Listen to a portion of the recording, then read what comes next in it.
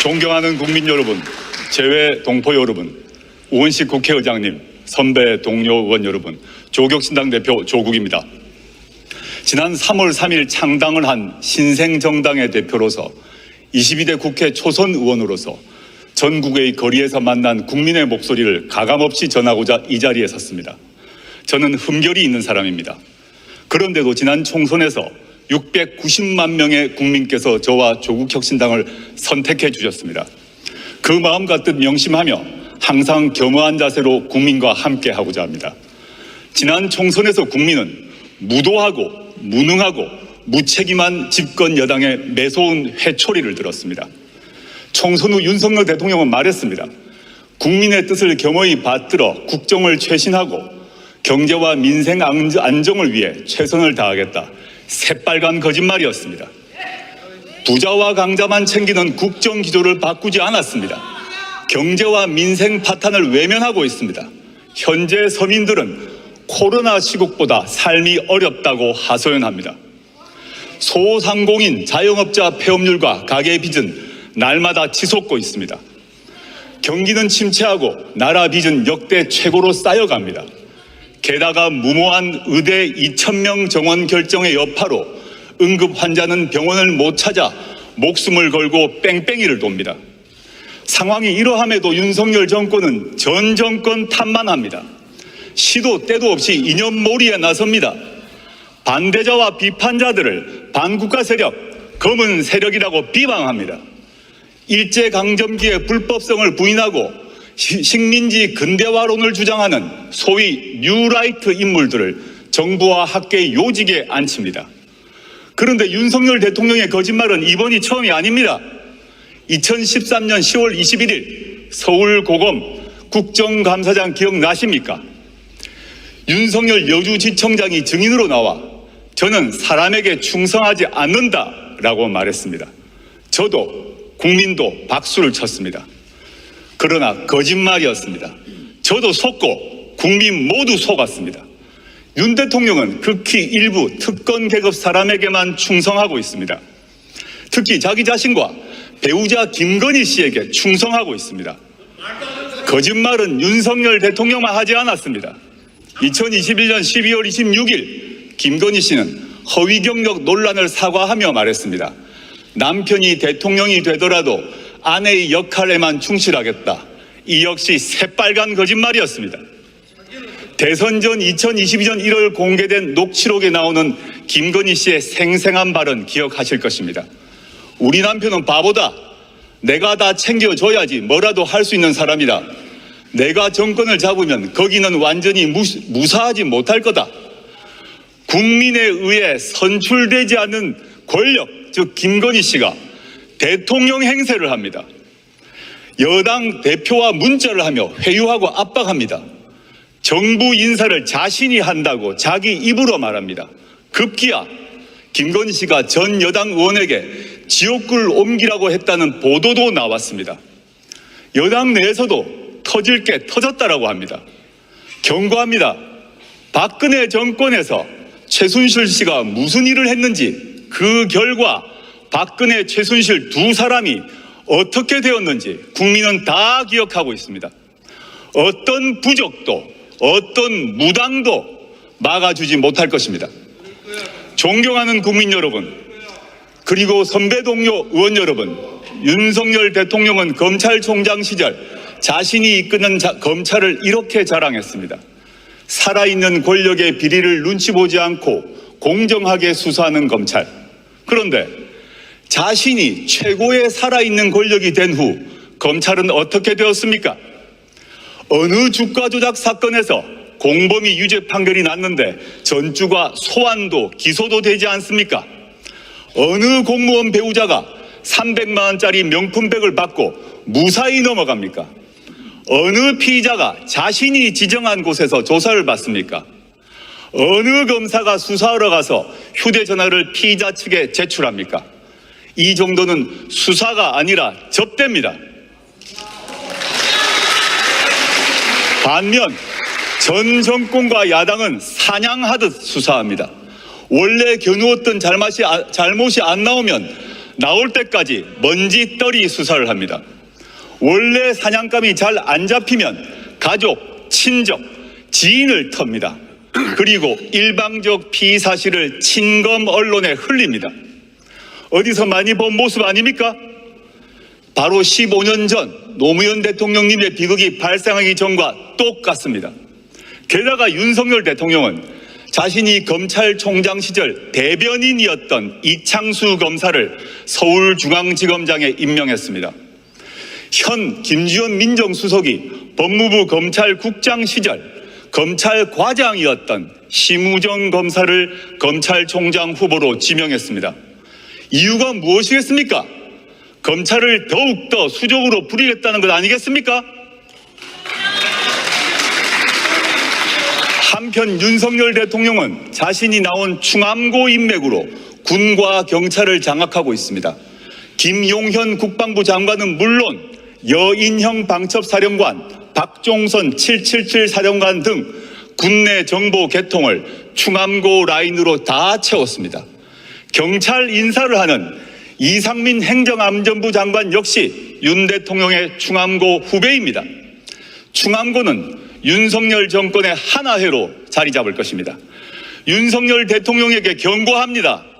아무리 모든 권력기관을 주머니 속 공깃돌로 가지고 놀더라도 국민의 마음을 잃는 순간 그대는 나락으로 떨어질 것입니다. 존경하는 국민 여러분, 선배 동료 의원 여러분, 창당 이후 만났던 국민의 목소리를 전하고자 합니다. 이태원 참사 희생자 고 이상은 씨의 어머니는 딸의 생일날을 맞아 김치찌개를 방문객에게 대접했습니다. 제 손을 꼭 잡아주신 어머니께서 무슨 말씀을 하셨는지는 짐작하실 것입니다. 지난해 수해 현장에서 숨진 최혜병의 어머니는 일주기를 앞두고 편지를 썼습니다. 저희에겐 하나뿐인 외동입니다. 사람들은 아무도 모릅니다. 얼마나 힘듦과 고통 속에 살고 있는지. 어머니는 애끓는 심정으로 진실을 밝혀달라고 요구합니다. 대구에서 만난 전세 사기 피해 젊은 신혼부부는 울먹이며 말했습니다. 평생 모은 돈이 다 날아갔어요. 이제 우리는 어디 가서 어떻게 살아야 합니까? 저와 조국혁신당은 고통받고 분노하는 국민의 도구가 되고자 합니다. 총선 때 광주 충장로 우체국 앞에서 유세를 준비할 때였습니다. 한 어르신께서 제 손을 잡으시며 말씀하셨습니다. 견뎌주어 고맙네. 살아남아주어 고맙네. 이제 잘 싸워주게. 지난달 말 전남 곡성과 영광을 방문했을 때도 똑같은 말씀을 들었습니다. 지난 윤석열 정권 2년은 대한민국의 잃어버린 2년으로 기록될 것입니다.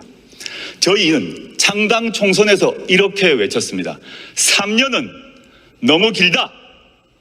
무도하고 무책임하고 무능한 윤석열 정권은 나라를 더 망치기 전에 종식되어야 합니다. 국민은 이 정권 치하에서 너무도 힘듭니다. 인내심이 바닥나고 있습니다. 조국혁신당은 당내에 3년은 너무 길다 특별위원회를 구성했습니다. 저희는 이미 심리적 탄핵을 하신 국민의 마음을 받들며 온 힘을 다하여 위헌과 위법의 증거를 모으겠습니다. 존경하는 국민 여러분, 선배 동료 의원 여러분, 조국혁신당은 12석에 불과합니다. 원내 교섭단체도 아닙니다. 저희 힘만으로 할 수 없는 그러나 반드시 이루어야 할 시급한 사회경제적 과제 2가지를 말씀드리고자 합니다. 국민은 조국혁신당에 묻고 계십니다. 윤석열 정권 종식 이후 무엇을 할 것이냐? 조국혁신당은 문화, 디지털, 노동, 환경, 건강, 교육 등 8가지 사회권을 구현하는 민생 선진국을 제시했습니다. 오늘은 이 중 2가지를 말씀드리고자 합니다. 첫째는 주거권 보장을 통한 주거혁신입니다. 주거권은 쾌적한 집에서 안정되게 살 수 있는 권리입니다. 국민 40% 정도가 전월세 등 빌린 집에서 삽니다. 집주인이 세를 올리거나 방을 빼라고 할까봐 노심초사합니다. 서울에서는 중위소득 가구가 10년간 소득을 한 푼도 안 쓰고 모아야 중간가격 주택 한 채를 살 수 있습니다. 소득의 3분의 1 저축하면 30년 넘게 걸립니다. 버는 속도보다 집값 오름세가 가파릅니다. 이러면 사람다운 삶을 살 수가 없습니다. 결혼하고 싶어도 함께 살 집 마련이 어렵고 애를 낳고 싶어도 여력이 없습니다. 먼저 질 좋은 공공주택과 다양한 사회주택을 국가가 확보해 제공해야 합니다.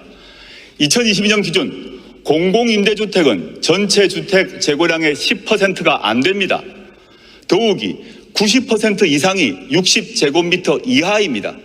그래서 공공임대주택은 좁고 오래된 변변치 않은 집으로 인식됩니다.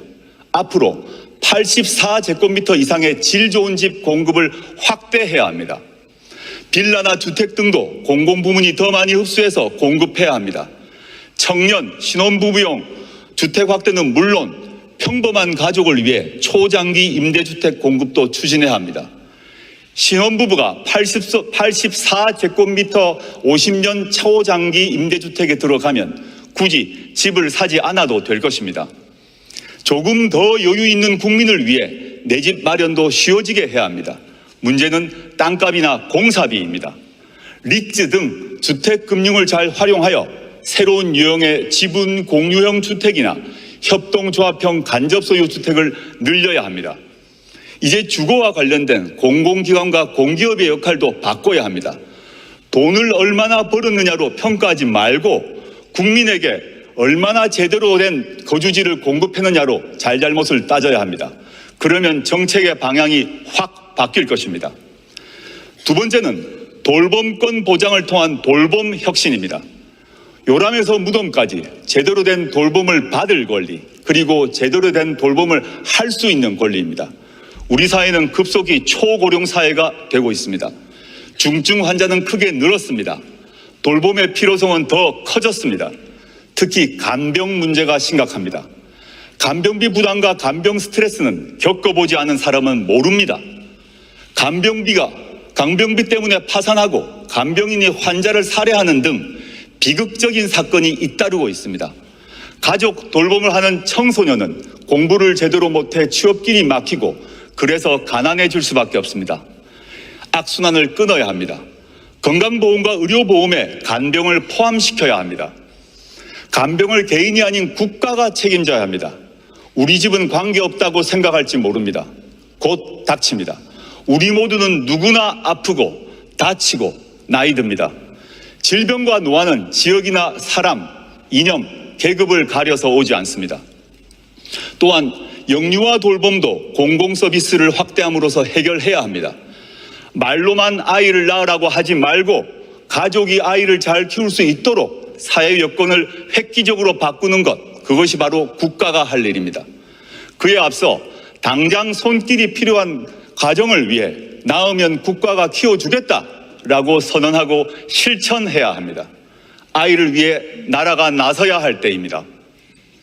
육아휴직 활성화법, 지역돌봄 강화법, 가족돌봄 휴가법 등 전국민 돌봄 보장 시리즈 법률이 필요합니다.